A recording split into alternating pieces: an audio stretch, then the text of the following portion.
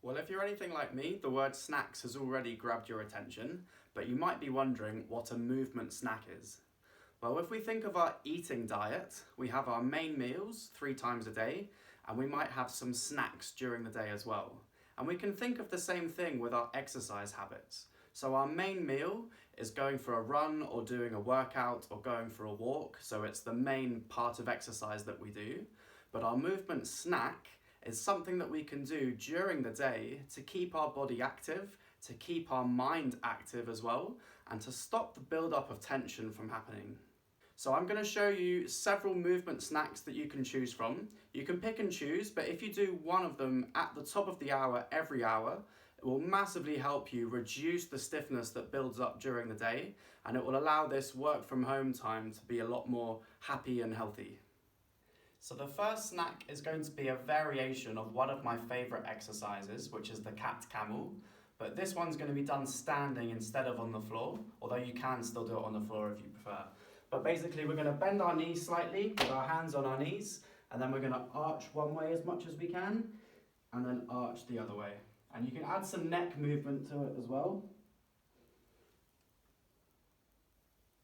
For about 30 seconds or 60 seconds.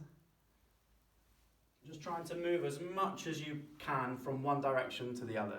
The next snack is going to be something called the Brugger relief position. I think that's how you pronounce it. With your hands facing the ceiling and your elbows bent to about 90 degrees, pull your elbows back behind you, so you're almost squeezing your shoulder blades together. And then from that position, take a few deep breaths in and out, while you pinch your shoulder blades there, and then back to the middle. And you can repeat that a few times, or just do it once or twice, and that will help to open up some of the muscles in your shoulders and chest that become a bit tight from sitting. Next, we're going to do a standing variation of the upper trap stretch, which I often give people. So instead of sitting on your hand, we're just going to put our hand behind our shoulder like this, which helps to pin the shoulder blade backwards. And then we're going to reach over around our ear and pull the head down and to the side. And you can either have the elbow in this position, or if that's uncomfortable, you can just imagine as though you're trying to reach your shoulder or your hand down towards the floor. But the purpose of it is to try and stop your shoulder from rising up, because if you're like this, you're not actually going to be able to stretch the muscle properly. So hold that for about 10 to 20 seconds, repeat on the other side, and then you can get back to work. The next snack is particularly good if you have back pain. So if you have low back pain, this snack will be quite helpful. We're basically just going to put our hands on our low back and then use our hands to help push our hips forward while we go backwards.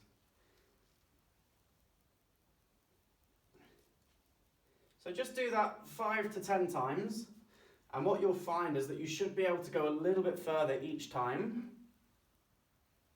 But what it will do is help to counteract the stiffness that builds up in your low back while you're sitting. The next exercise is going to be performing a set of hip hinges, which is basically a way to stretch the hamstrings while keeping the back in a nice neutral position. So it's particularly good for anyone that has a bit of low back pain. So basically with your feet about shoulder width apart, we're going to keep our back nice and neutral and basically just bend down towards the floor. So you can either do it with straight arms or with your hands across your shoulders. But I'm basically going down as far as I can without allowing my back to bend like this. So I'm still keeping it in a nice neutral position. And I'm basically feeling a nice deep stretch in the hamstrings. So after 10 to 20 of those, you should be feeling stretchy enough to go back to work again.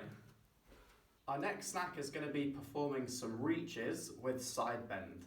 So one side at a time, reach up towards the ceiling and then bend away from that side, back to the middle, swap arms, reach and bend. And same thing again. Just do this kind of as many times as you want really. I'd probably go for 3 to 5 times on each side and then get back down and work. Our next snack is going to be performing some standing hip circles, which will help to stop or release the stiffening of the hips. Our next snack is going to be doing some standing hip circles, which is a great way to get your hip and pelvis moving again after sitting for a while.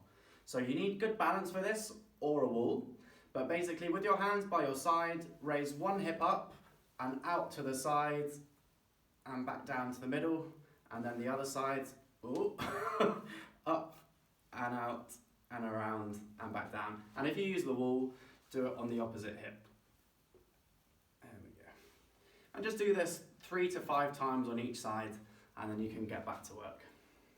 This next snack is a great all-body exercise and is also a great way to get rid of some of the excess energy that builds up because of the amount of time we're spending stuck inside. So to do this one, you're basically just going to shake your whole body as much as you can.